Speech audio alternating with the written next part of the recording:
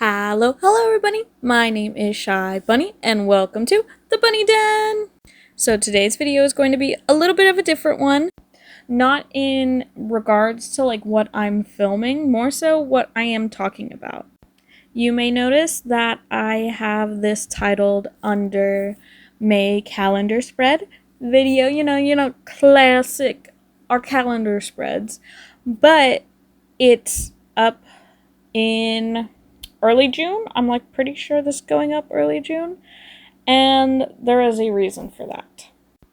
So, along with a lot of the mental health issues that I deal with, which I will definitely talk about later in the video, I also struggle with something more physical, and that is seizures. I deal with seizures. I haven't been diagnosed with epilepsy, but it is something that I definitely struggle with. I have been having seizures for a little under, I'm gonna say, 2 years now. I started having seizures when I moved in with my partner and his family, just due to stress at the time. I didn't have a job. I also had some head trauma. There's a lot of reasons why I could have started having the seizures, but I try not to think about that because honestly, you can't change the past. We're here now. I've been dealing with this for almost 2 years. And the sad part of that is I've been dealing with this for 2 years without seeing any form of doctor at all. I live in the United States, and if you guys know or have seen the news or literally anything, you would know that it's really, really hard to get not only a good insurance in the United States, but one that's affordable. I haven't been able to afford insurance because I haven't ever made over, at least hour wise, I've never worked over 24 hours a week because the jobs that I was working, they weren't giving me the hours, and I didn't have a ride to get to a second job, you know? So the universe just didn't allow me to go to the doctor, and it still hasn't. Which that alone is like a scary reality for most Americans. You deal with health concerns, you deal with mental health issues, you deal with all sorts of things, and you can't see or seek help because you can't afford it. And it sucks. It sucks. I don't want to go into all the politics, so that's all I'll say about this type of stuff. But it's scary knowing that you can't go to a doctor. Because if you did, if you even tried, you'd be out hundreds, if not thousands of dollars for the testing, for anything needed to get treated. And that's not something that I can just do.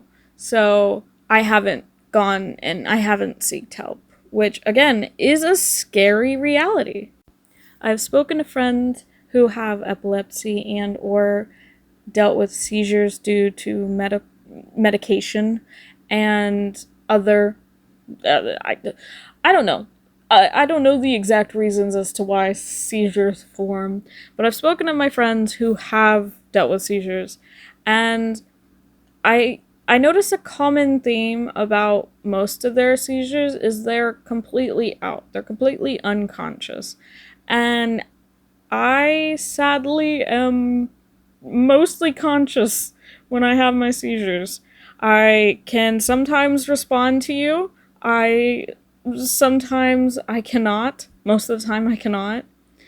I can hear literally everything that is happening, which is it's freaky because when you're having a seizure and somebody freaks out, you're hearing them freak out.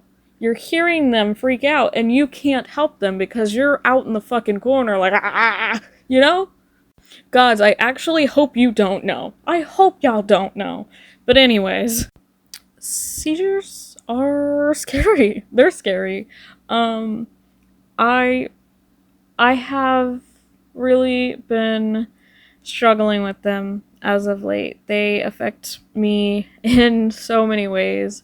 My body is in constant pain usually because I deal with seizures more often than people really realize, and I don't fully know what's causing them.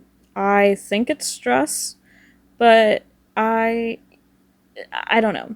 I have really, really bad depression, and I have really, really bad anxiety, and I've had quite the amount of trauma to form PTSD that has formed into CPTSD, which, if you don't know what that is complex PTSD, which can form into other things, which has happened to me, but we will talk about that in another video when I feel more comfortable on sharing that.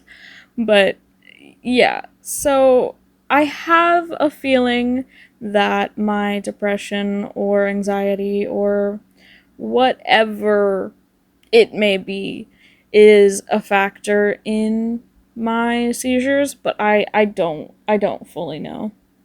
Also, side note, the irony is not lost on me about this video being Mayflower themed and me talking about depression, anxiety, and health concerns.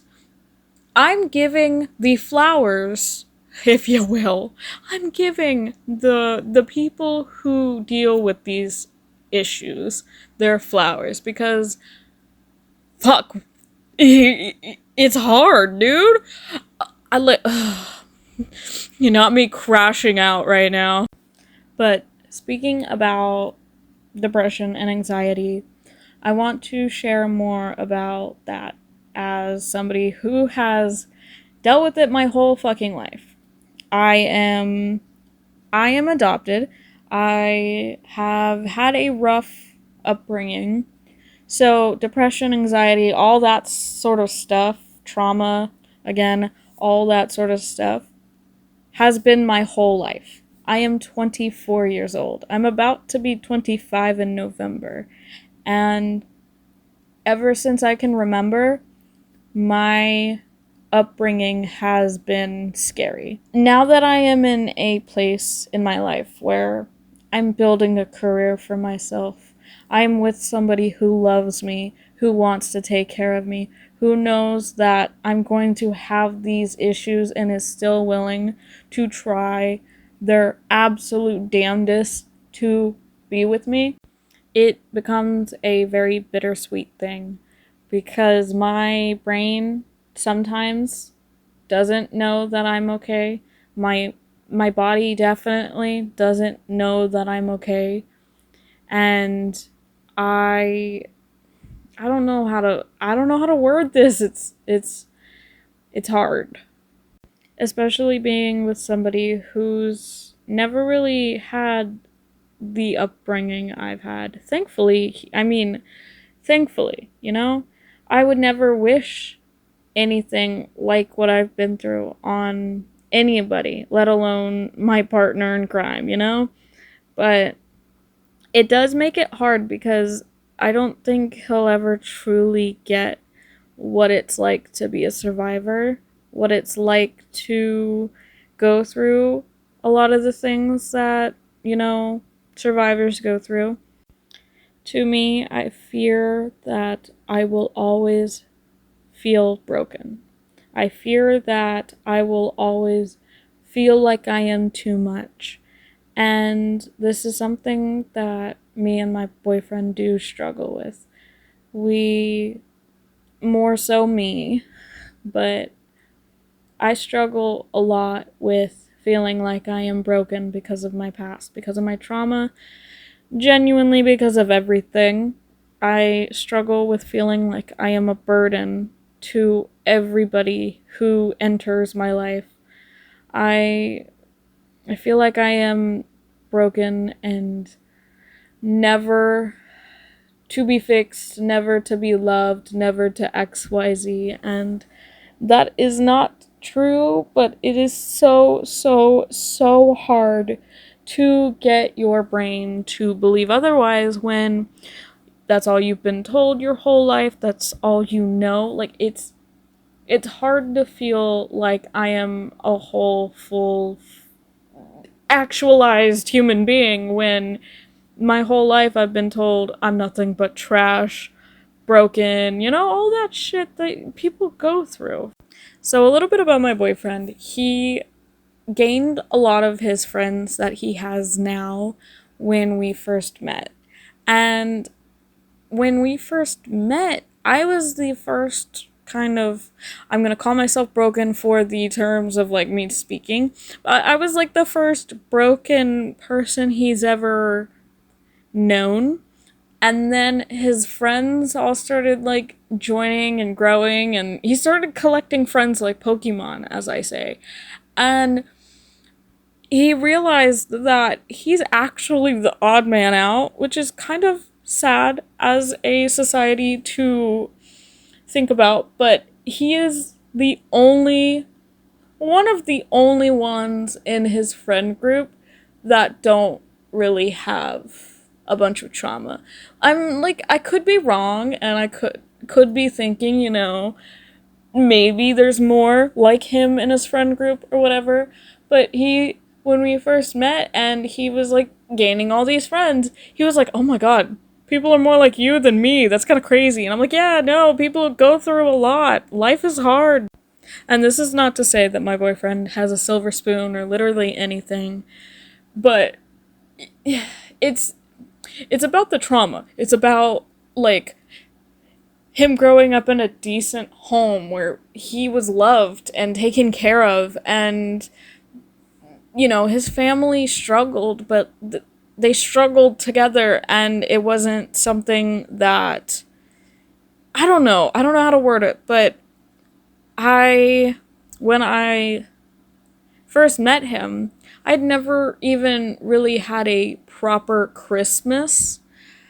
So that tells you a little bit about, I guess, us.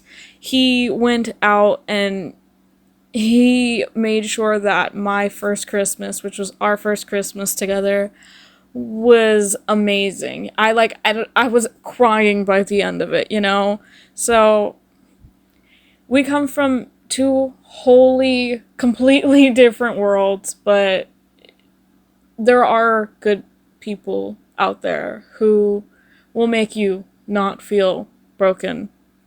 They will make you feel like you aren't what everybody or what the universe or whatever has made you out to be.